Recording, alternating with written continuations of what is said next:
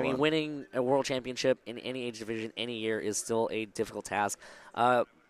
Alberto needs to win the entire tournament to win his Day 1 Worlds invite. So Alberto does not want to let that opportunity just seal up that Day 1 invite, just let it slip through his fingers. Like maybe something like a water bottle hit my face yesterday when I accidentally let it slip through my fingers. Hayden McTavish running Mandibuzz, Snorlax, Tapu Fini, Marowak, in its Alolan form, Kartana, and Garchomp. Alberto on the other side going to be running Celesteela, Tapu Koko, Garchomp, Tapu Lele, Arcanine, and Drifloon. That new Lele Drifloon core that a lot of players are moving towards. Just a quick looking at teams. Hayden's team, to me, is sort of a team of meta past. It looks to me like probably standardish before Anaheim, maybe early February, late January meta kind of team. Not to say that it's bad, but just immediately looking at the matchup, I feel like Alberto has the advantage. Mandibuzz teams don't really scare Drifblim too much. Tapu Koko kind of threatened by Marowak Fini because the Lightning Rod will redirect the electric attacks. Can't really do anything, but we do know that Alberto is Tapunium Koko. We saw that. That was. I actually thought that was Twinkle Tackle, and then it wasn't. And I was like, the angle is different on the animation. I noticed that. Yeah. I noticed that. I was like, this. I think like all the signature ones get like a dramatic like side angle or something. Dude, side angle, hype. Side angle is definitely the play. Would recommend. I mean, Nature's Madness is so good. 75% damage to anything that doesn't protect off the bat. That can help you take out a possible Porygon too. Take out a possible Celesteela, anything that just sits on the field and it's not safe anymore. Ready to get underway here in Game 1 of the second match of the top 8. We see 3 Tapus hit the field. We're going to go we see 4 Tapus. That is the Bulu replacement. That is the Bulu replacement. So we actually see Tapu Lele go last. A very slow Lele or a very fast Fini. So Lele actually gets to set up its Psychic Terrain as the battlefield gets weird.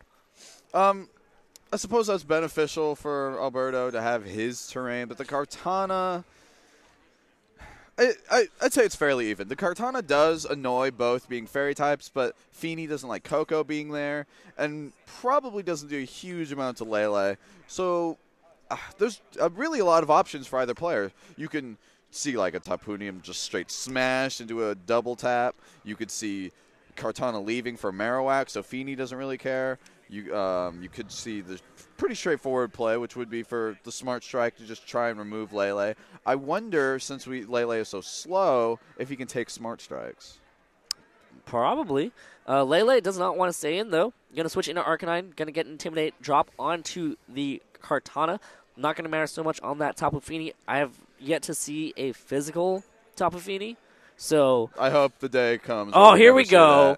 The Guardians of Alola coming out. Going to drop something down to 25% of his health right here. No protects, probably to that Tapu Fini. Probably. Yeah, I mean, it's kind of a waste on Kartana. It's so frail and weak that you'll do 75% with pretty much any move anyway. Maybe even straight up pick up a KO. Yeah, really. As long as he's not Focus Sash Kartana, which even after the advent of Scope Lens, it still remains the most popular item. Dude, that Guardian of Alola just smashed into that Tapu Fini as Kartana uses his turn to set up a substitute. He might fair be move. Scope Lens. I actually don't know. We actually saw him yesterday. He's running a Gracium Z. Oh, okay. Yeah. The sub Kartana is really cool. Yeah, it is. And he used that turn to pretty much set up a free sub. As Tapu Fini goes for a Calm Mind, going to boost its special attack and its special defense by 1 stage. But, of course, now it's in range to get KO'd so easily because of that Guardians of Alola. I mean, Alberto still has the dominant position here. He does have the... Hayden does have the ability to just Gracium Z now, but he was intimidated. It probably won't pick up any KOs. I mean, Arcanine's a fire type. Tapu Koko is bulky. And, you're able to figure that out immediately, not just from Tapunium. Yesterday on my notes, my description for the Tapu Koko was weak because the Thunderbolt was doing nothing. You don't need Thunderbolt when you can do exactly. 50% or even 75% if you really need it in a pinch. The Tapu Fini can't do anything because Koko's Thunderbolt probably does 25. But at the same time, Kartana, he doesn't even want to be there. Yeah, Kartana, unfortunately. Okay, all right. Going to try to draw away any attack from that Tapu Fini as we see the Marowak's Lightning Rod going to activate and take in that Thunderbolt. And goes for a Wild Charge. Oh, my. Whoa. All right. Great switch right there from Hayden. to draw in and protect his Tapu Fini. Very, very safe as Tapu Fini uses turn to set up a substitute and barely gets up a substitute with a 1-hit point. Activates the berry. Dude.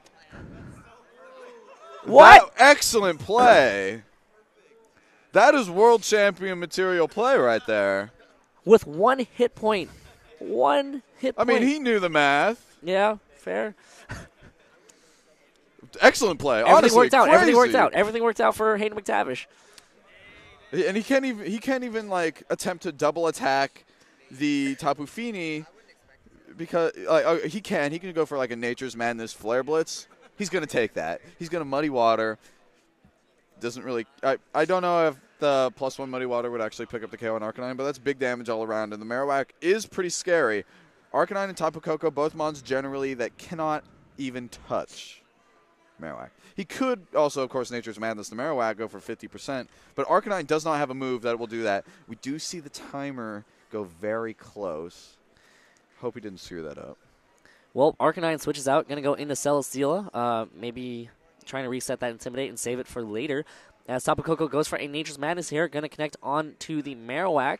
Pretty much, Nature's Madness is the only thing that will do damage to Marowak, that will bring it down that low.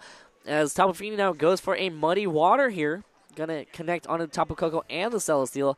Bulky Tapu Koko, going to take less than 50% from that. As Maro goes for a Flare Blitz into the Tapu Koko. Fair. Still fair, still fair. I mean, Flare Blitz was a very safe move, pretty much regardless of target. The Muddy Water had the potential to knock out the Arcanine. So if that actually did happen, the Flare Blitz would redirect to the Koko. If he goes to Celesteela, like he did and targeted the Arcanine slot, yeah, smack that Celesteela. And, you know, like we saw the straightforward Flare Blitz on the Koko, a lot of success. Marowak has also pretty much done its job here. Koko is gone. Fini was ignored on that turn. Yeah. Yeah, it was. Tapu Lele coming in right now. Again, we've noticed that it's a slow one. Probably a very bulky Tapu Lele that we've seen. I mean, Tapu Lele naturally outspeeds Tapu Fini, so. But, I mean, we did, yeah. It has to be very, very bulky. And he's probably going to start sending out Calm Minds of his own to counteract the Calm Minds set up by Hayden's Fini. The problem with that is it's a little scary to do that when you're facing down the physical plethora powerhouse, other P word, Pokemon that is Marowak. Well, Celesteela, I mean, Tapu Lele could also just easily pick up the KO on that Marowak as well. But instead, Marowak switches out. Gonna go into Snorlax here. All right, a much bulkier Pokemon, a much slower Pokemon. As Tapu Fini goes for a Muddy Water. Connecting onto both Tapu Lele and that Celesteela. Possibly could go for some accuracy drops here. That's always a possibility. No accuracy drops. Doing a fair amount of damage to both sides. And now Tapu Lele goes for a Psychic on that Snorlax. Does a lot of damage, actually. Celesteela is also taking those Muddy Waters like a champ. Yeah, and that's Heavy Slam should target down that Tapu Fini and be able to pick up the Substitute Fade. So now Snorlax, unfortunately for Hayden, did not actually activate the berry that it's known to have. I mean, you're seeing some of Alberto's seasoned resilience here. The last few turns were not great for him. The Fini was ignored, doing damage, spreading that disgusting water. Celesteela's taking it. Tapu Lele doesn't care. Celesteela, honestly, in a great position. You deny the substitutes, spread your Leech Seed. Snorlax can't do anything to it. That said, because Snorlax can't do anything to Celesteela, the Lele is more at risk, just through natural, like, I'm going to hit this Lele because that is the only thing I can hit. Yeah. You know, but, like, both the game's going very well on both sides. Both are making very logical decisions, and I'm curious to see how Alberto continues to contain this Tapu Fini. And Hayden going to use his turn to go for a Calm Mind here. Timer went down very low, so Hayden really trying to think out his turns completely, maybe trying to set up a possible end game as Tapu Lele goes for a Psychic onto that Tapu Fini. Not enough to pick up the KO as Celesteela goes for a Leech Seed onto that Snorlax. That's going to probably activate the berry after Leech Seed, but Snorlax goes for a Facade. Okay. All right, Facade. Interesting move choice. Probably. Yeah, all right. No, nothing wrong with Facade. It's decent damage without your status. And when you do get status, you are strong, man. Just in case. All right, we do see Snorlax now eat its berry. Going to be the Wiki Berry. As Celesteela heals back up, thanks to the Leech Seed that it set, as the weirdness disappears. Do you see how much health that gets because the target was Snorlax? Yeah. It's absurd how much Celesteela gets from that. And really, even though the Psychic Terrain is gone and Tapu Fini got a successful second Calm Mind, Celesteela doesn't care. He's getting potentially more Leech Seed. We know that Hayden doesn't even have Intimidate on his team for Heavy Slam to like potentially not KO the Fini. The Fini is pretty much forced into this sort of position to protect while I would try to deal with the Celesteela, but like he doesn't have a ton of options to deal with the Celesteela. It's Marowak basically. Snorlax going to switch out, going to reset the Leech Seed. Going to go into Kartana here. Fairly safe. Could possibly take... Oh, all right. Tapu Lele protects. Probably Hayden Tapu Fini going to try to pick up the KO on that Tapu Lele, but goes for Muddy Water. Going to hit this... Oh, never mind. Celesteela avoids it, and Celesteela goes for a Heavy Slam, targeting down this Tapu Fini. It should be enough to pick up the KO, and it is. So Tapu Fini finally gets knocked out, and Celesteela gets a Beast Boost here. It is going to be the special defense boost. This is going to be rough for Hayden. Really, just from team preview, he doesn't have a lot of options for Celesteela.